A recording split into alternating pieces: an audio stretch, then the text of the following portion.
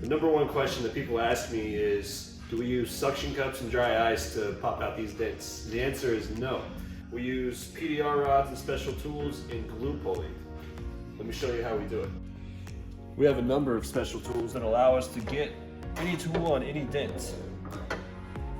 A technician has a number of tools they use to go in through the window opening of a door and gently work out the dent.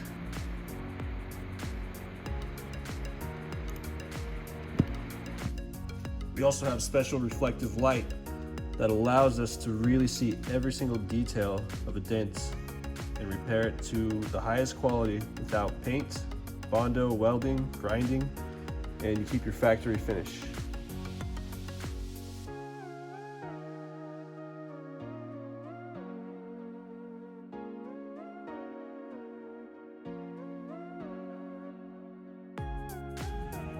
The fact that we can repair your vehicle without doing any painting has one clear advantage.